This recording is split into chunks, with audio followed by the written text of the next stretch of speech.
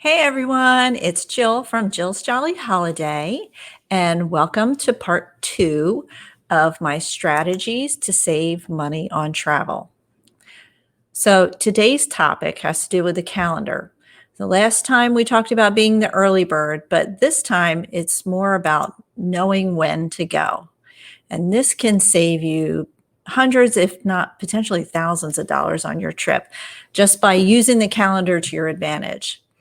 So, of course, everybody wants to do that Christmas vacation. That always sounds wonderful, but this traveling during Christmas is a little tricky for a couple of reasons. Number one, it's more crowded, and number two, you're going to pay a lot more.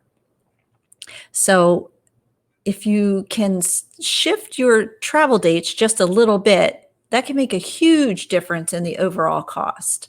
So let's take a look at this. Let me share my screen with you. We're going to walk through this. Here we go. New tech. Woohoo, look at me. I'm sharing my screen. All right. So here we go. This is Pop Century.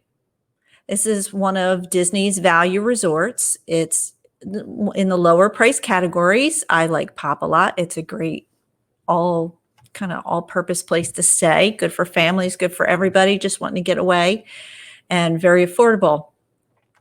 So let's look at just a couple dates and what a difference just moving your date slightly can make.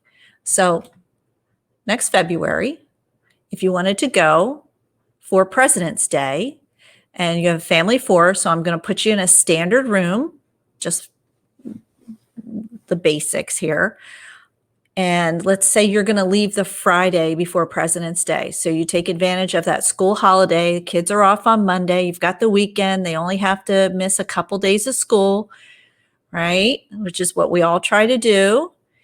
So the price for that room, a standard room at the Pop, is $1589.64 for that week. That's with tax and everything. If you're able to just scoot your dates 2 weeks to the end of February, here's what you end up with. Let's see if it'll cooperate. There we go.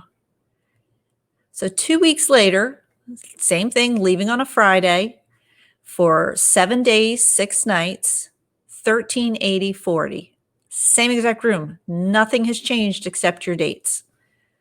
So that's an overall savings of $209.24. Now, that may not seem like a huge amount, but keep in mind that this is a value resort. If you're booking a more expensive resort, of course, your gap of what you might save is going to be larger. So this is just to give you an idea. Now, this is only President's Day. Although this is a very busy holiday at Disney, it is not the most busy holiday at Disney. There's certainly other times that are way crazier. Let's talk about New Jersey Week. The NGA convention every year in November, that first week in November. We call it lovingly New Jersey Week in Florida because I swear everybody in New Jersey is in Florida at the Disney resorts that week. I've actually run into people I know at the parks. How weird is that? That can also be another peak week, and they price it accordingly. Disney is very smart. They know the ups and downs of travel.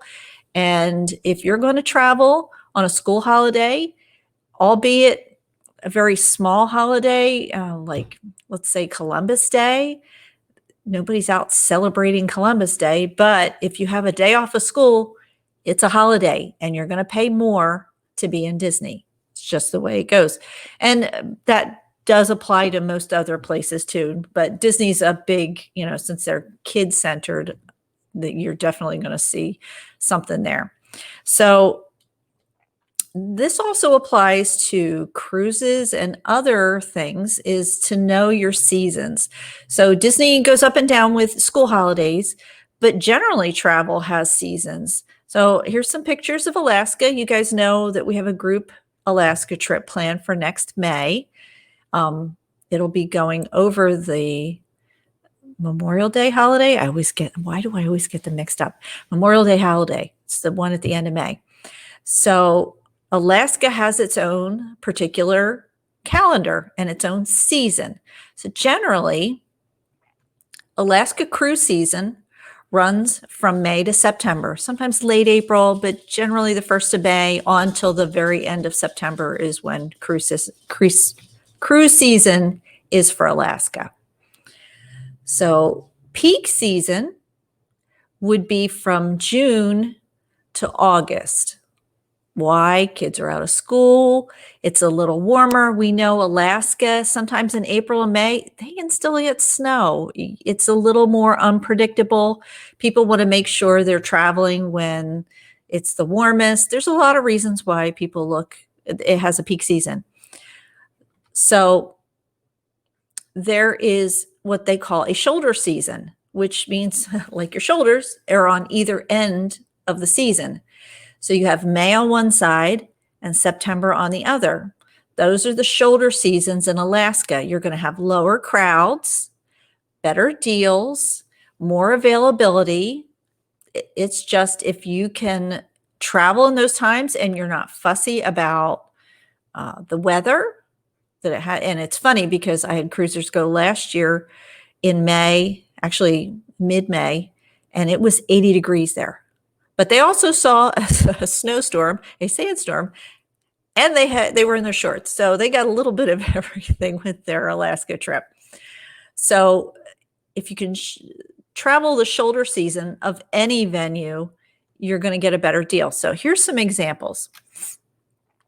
This is on just one ship, the Coral Princess. The same cruise, the same itinerary. Everything is exactly the same. This is an interior room per person price without tax and everything. This is just literally the per person price. So, because it's easier to look at that and gauge it. So if you look at that, look, the price in May, its first trip out is mid to late May, $669. And then it hits in July, peak season, we get as high as $869. So that's a $200 difference per person. Okay. So these all add up. Little bits here, little bits there can make a big difference. And if you don't mind traveling the shoulder season, you can get a really good deal.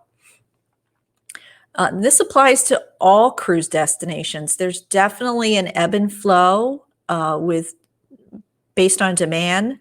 So whether it's the Caribbean, Asia, Australia, South America, and the Galapagos, they all have a basic season. So just keep that in mind when you book, because you can definitely save a lot of money that way. All right. So what if I can't move my dates? So things like I can't take my kids out of school. They can't miss school. There's something going on, whatever. Kids are a number one reason why people generally can't move their dates. Second one, I love the little Lego guy at the desk. I think that's adorable. Your work. I've had people tell me their vacation time is scheduled for a particular date and it's unmovable because it's related to important things going on at their job. There's no wiggle room. These are my dates, make it work. And that happens. And then lastly, you just want to travel during the holidays. So whether it's a group Christmas trip to Disney, like you want to get all the kids and grandkids together, hit Disney, or I know groups of people that do cruises on Thanksgiving, which I'm going to do one of these days. It sounds like a fantastic idea. But whatever it is, there's lots of reasons why you can't move your dates. And so you say, well, I can't move them. So what am I supposed to do? Well, now we're going to go back to last week's topic, which was, where'd my be the early bird. I love my little early birds. They're so cute.